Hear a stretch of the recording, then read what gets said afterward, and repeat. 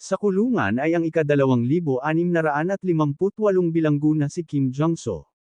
Ay nakalaya, makikita naman natin ang saya sa kanyang mukha dahil sa kanyang pagkakalaya at may bigla naman tumawag sa kanya at kinongrats siya nito sa pagkakalaya niya at tinanong naman ni Kim Jong-soo kung sino ang lalaki at hinakbayan siya ng lalaki at sinabing mag-celebrate sila sa pamamagitan ng tofu o tokwa at tinanong pa siya ng lalaki kung nag-enjoy ba siya sa kulungan. At sabi naman ni Kim Jong-soo anong enjoy at sabi naman ng lalaki wag ka nang mahiya, naging masaya ka sa pasugalan. Sa loob hindi ba at si Kim Jong-soo ay kinakabahan at ang lalaki naman ay biglang sinubo ang tokwa sa bibig ni Kim Jong-soo at sabi pa ng lalaki na wag nang ang maangan si Kim Jong-soo na tila ba walang alam at sabi pa ng lalaki ang collateral na pinirmahan mo ang height mo ay 174 centimeters at ang weight mo ay 64 na kilo, hindi ka nag-iinom ng alak at hindi rin naninigarilyo, wala karang sakit, ikaw ay malusog na tao at ang pinaka-importante ay ang blood type mo ay O. Hinintay kita ng matagal at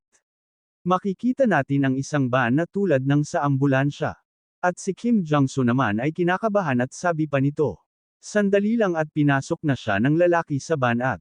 sa bilangguan kung saan nagkakaroon ng mga bisita ay makikita natin ang lalaki at nagsalita ito na ang mga taong iyon ay mga bata pa kaya ang mga organs noon ay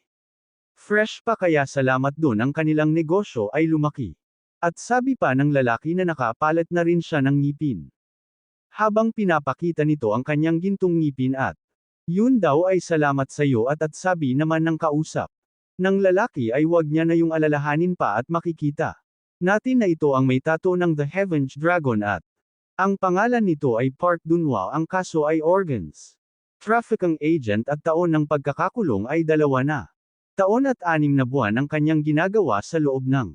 kulungan. Ngayon ay nagpapatakbo ng sagalan sa loob ng kulungan at nagsalita naman ang lalaki kung saan sabi nito na kung hanggang kailan pa nila ito ipagpapatuloy. Dahil kung may maiiwan siyang ebidensya ay mahuhuli sila at ang warden naman ay isisi sa kanila ang lahat. Sabi naman ni Park Dun-hwa na kahit magkaroon pa ng worst case scenario ay ayos lang ito dahil walang problema sa mundo ang hindi masusolusyonan ng pera at napunta tayo kung saan may nagsalita na palatandaan at ang nagsasalita ay si Cho Ju-young at sabi pa nito na kakaiba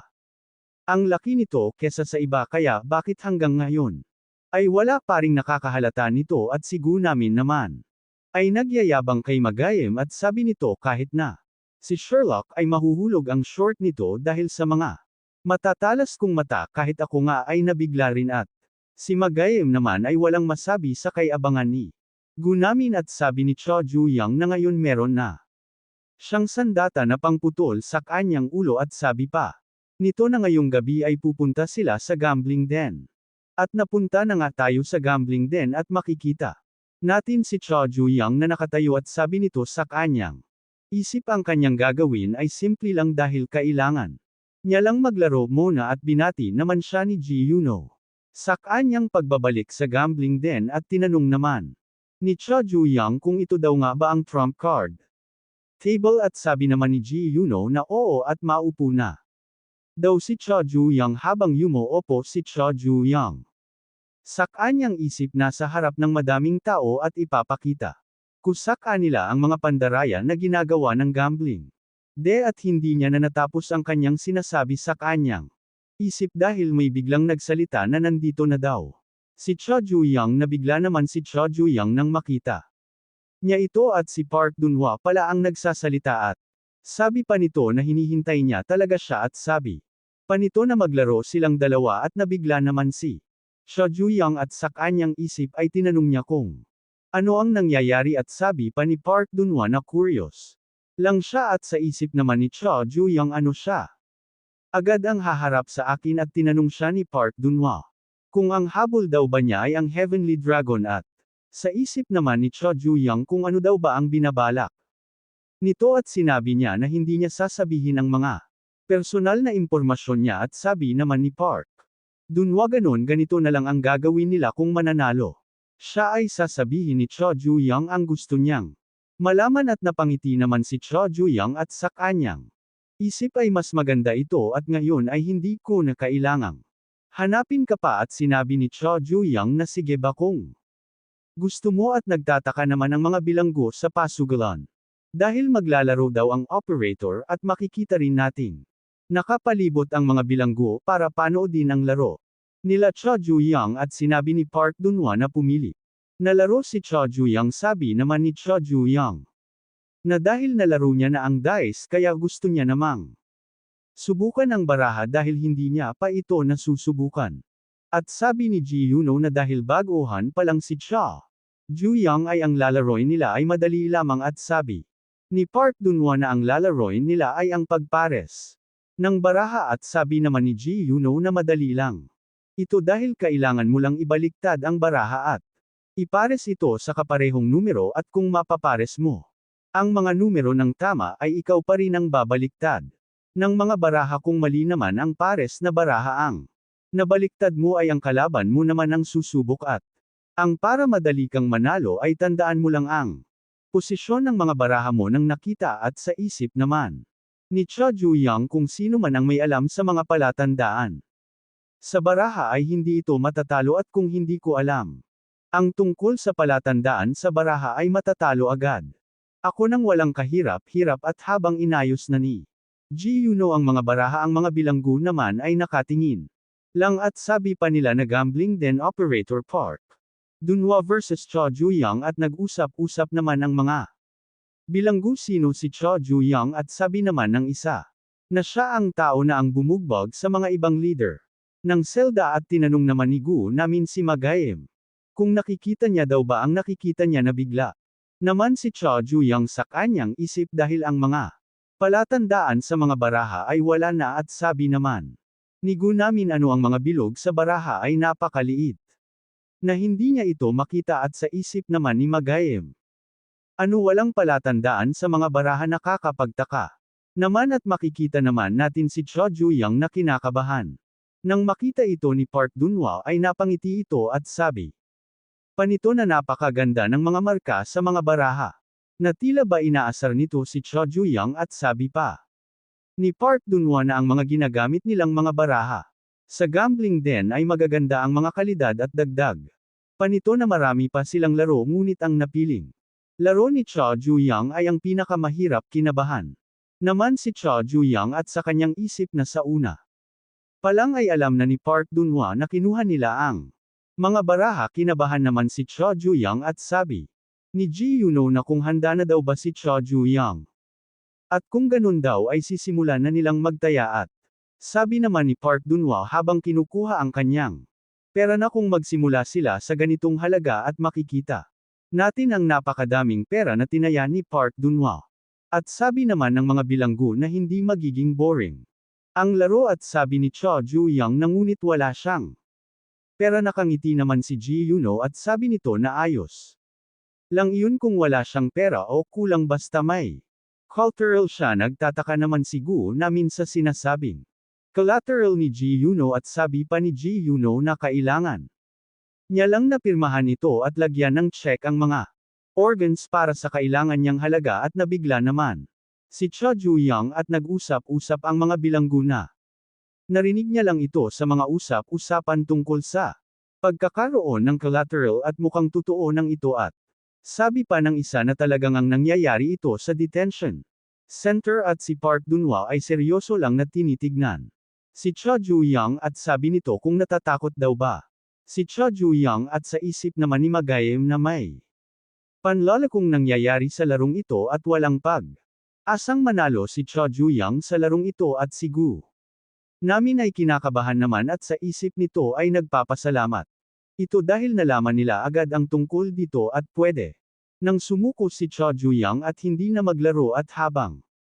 pinipirmahan na ni Cho Juyang ang collateral ay sabi nito na wag nilang babawiin ang mga sinabi nila na Makakapaglaro siya ng walang pera hanggat may collateral siya. Nagulat naman si Ji Yuno at pati sila Gunamin ay tinanong niya kung ano ang kinagawa niya at sabi naman ni Magayem na baliw si Cho Juyang at sabi ni Cho Juyang na hindi niya ito mahihindian at makikita natin na tapos ng permahan ang collateral at sabi pa nito na mula sa buhok niya hanggang sa mga kuko niya ay seryosong sinabi ni Cho Juyang na itate niya ang lahat ng meron siya sa kanyang katawan. Pagkatapos naman itong sabihin ni Cho Juyang ay tumahik ang paligid at bigla naman nagsalita si Park Dunhwa kung ganun sige at sabi naman ni Gu Namin at Magayam sa kanilang isip na halata namang may pandaraya rito ngunit itataya niya ang kanyang mga lamang loob. Ano ba ang iniisip niya at sabi ni Ji Yuno kailangan nyo lang ipares ang mga barahan nyo sa tamang kapares ni ang unang titira ay si Cho Juyang at sabi naman ni Cho Juyang na gusto niya ang ganitong kasimpleng laro at nag-umpisa na nga siyang kumuha ng baraha para ipares at ang una niyang nakuha ay ang numero 8 at ang pangalawa naman ay numero 9 at sabi ni Ji Yuno na ang mga baraha ay makaiba ng numero at si Park Dunhwa naman ang susubok. At ang unang nakuha nito ay numero 9 at nabigla naman si Cho Juyang at sabi pa ni Park Dunhwa na alam ko kung saan nakalagay ang nakuha mo kanina at kinuha na nga ni Park Dunhwa kung nasaan ang kaparehas ng baraha at sabi naman ng mga bilanggo na swerte si Park Dunhwa sa kanyang unang subok at sabi pa ng isa na nakadepende lamang sa swerte ang pagsusugal ng marinig. Naman ito ni Park Dunhwa ay nagbago naman ang ekspresyon. At sabi nito sa kanyang isip anong sabi niyo swerte? Hindi lamang ito swerte at sabi nito na alam niya kung saan nakalagay ang mga baraha at nang tumira na ito ulit ay nagkamali ito at nagkamali rin si Cho Juyang. Kung saan nakuha nito ay numero 8 at sabi pa ni Park Dunhwa na alam niya saan nilagay ang mga baraha ni Ji Yuno dahil kinausap niya ito at nanitindaan niya na kung saan nilagay ang lahat ng baraha at si Park Dunhwa na nga ang tumira ulit at kung saan parehas ang nakuha nitong baraha at sabi pa nito na mukhang seneswerte siya na mangha naman ang mga bilanggo at dahil 4 na baraha agad ang naparehas ni Park Dunhwa. At sinabi nito na nakakaawa si Cho Juyang at napunta tayo kung saan makikita natin ang ama ni Park Dunhwa. At tinanong siya nito kung ano ang nagustuhan niya sa kanya bilang ama at sabi naman ni Park Dunhwa tinatanong pabayaan dahil kumikita ka ng maraming pera at habang nagtatawanan ang mag-ama at sabi ng ama niya ganun. Ba mukhang wala na akong magagawa dahil kailangan ko nang magtrabaho gagawin ko ang lahat sa trabaho ko para sayo at sabi ni Park Dunhwa sa kanyang isip ang aking ama ay akalain mong mapapagkatiwalaan na tao ngunit imbes na pumunta siya sa kanyang trabaho ay pumupunta siya sa kasino kung saan naging adik siya reto at nalaman ko na nagkaroon siya ng mga utang mahigit 50 million won. Siya ay napakatanga kung saan naloloko lamang siya at bumalik na tayo kung saan sinasabi ni Park Dunhwa na mukhang ang swerte ay nasa kanyang panig at sabi nito sa kanyang isip na hindi siya tanga tulad ng kanyang ama at sabi nito na hindi siya makapaniwala na nakuha niya ang mga magkakapares na baraha. Nagulat naman si Cho Juyang at sabi pa ng mga bilanggo diba hindi parent siya nakakakuha ng magkaparehong baraha. Mukhang malas siya ngayon at sabi pa ng mga bilanggo. Mukhang iiyak siyang parang bata kapag inalis na lahat ng mga lamang loob niya at sabi naman ng isa na hindi na rin siya magkakaroon ng mga mata para umiyak at sabi naman ni Cho Juyang na gusto mo bang ipakita kusan Ayla na ang larong ito ay napakadali lamang. At nakuha ni Cho Juyang ay parehas na queen at natuwa naman si Gu Namin dahil mukhang kumakampi na kay Cho Juyang ang swerte at sa ulit na pagsubok ni Cho Juyang ay parehas ulit ito at mukhang nasa panig na daw ni Cho Juyang ang swerte ngunit 16 na baraha pa ang kailangan niya para mahabol ang kay Park Dunhwa. At nabigla naman si Park Dunhwa at sabi ng isa kong paano daw ba nakakakuha ng maraming pares si Cho Juyang at kumuha ulit ito si Cho Juyang ng baraha kung saan ay magkapares ulit ito at paulit-ulit itong nangyari kung saan kaunti na lang ay mahahabol niya na ang kay Park Dunhwa at sa kanyang isip na hindi ito pwedeng mangyari-yari dahil siya lang at ang dealer ang nakakaalam tungkol sa baraha at tinignan niya si Ji Yuno at napunta tayo kung sa nagliligpit ng gamit si Ji Yuno at nakita nito ang itinapon na papel ni Cha Ju-yang at binuksan niya ito dahil meron daw ritong nakasulat at makikita natin ang nakasulat kung saan na pumunta daw si Ji Yuno sa Kree at sa Kree nga ay may maririnig natin na may nagsalita na bakit daw siya tinawag reto ni Cha Ju-yang at nagsalita si Cha Ju-yang na alam niya na dinadaya nila ang mga laro sa mga baraha at tinanong naman ni Ji Yuno kung ano ang ibig niyang sabihin at sa isip niya mukhang nalaman niya na ngunit pinalitan na namin ng bago ang mga baraha at sabi pa ni Cha Ju-yang na didiretsuhin niya na si Ji Yuno at ililigtas niya ito dahil kayong lahat sa gambling den ay nagtatrabaho para bayadan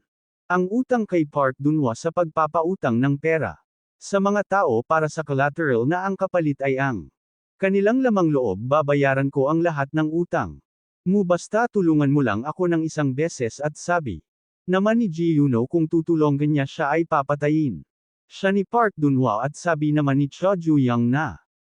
narinig niya na may malaking utang siya kay Park Dunwa at kung sigurado rin daw ba siya kung mababayadan niya ito bago siya makalaya dahil may 3 linggo ka na lang bago makalaya at kung hindi ito mababayaran ni Ji Yuno ay alam niya na ang mangyayari at alam ko rin na ayaw mong alisan ng lamang loob kaya ang gagawin mo ay simple lang habang nanunood ang lahat ay sasabihin mo ang lahat ng katotohanan tungkol sa mga pandaraya ng gambling den at nagsalita na si Cha Ju-yang na mukhang ang swerte niya ngayong araw at nagulat naman si Park Dunwa sa kanyang nakikita at sabi pa ni Cha Ju-yang o kaya na may maganda akong memorya dahil ang mga baraha ay nakalagay kung saan mo gusto. Nagulat naman ang mga sumusugal na ng matagal sa gambling den at ang ibig sabihin ba daw nito ay dinadaya lang sila at sumang-ayon naman si Ji Yuno. Ang lahat ng mga laro sa gambling den ay may mga pandarayang nangyayari at sabi pa ni Ji Yuno na pwede niya silang pakitaan ng tricks na palagi nilang ginagawa sa gambling den at pumunta naman lahat kay Park Dunwa at sabihin daw na hindi daw totoo ang sinasabi ni Ji Yuno at nagsalita na si Park Dunwa. Anong sabi mo? Ang aking pasugalan ay puno ng pandaraya, hindi ko yun magagawa. Makikita natin na nagagalit na ito dahil sinabi na ni Ji Yuno ang totoo. Habang nagsasalita ito ay makikita natin ang na may ataking paparating sa kanya at tumama ito sa kanya ng sobrang lakas at tinanong ni Cha Ju-yang kung sapat na daw ba ito sa tinatawag niyang pangangatwiran at tulad daw ng sinabi niya sa meeting ng mga cell leader ay puputulan ko na ang ulo mo.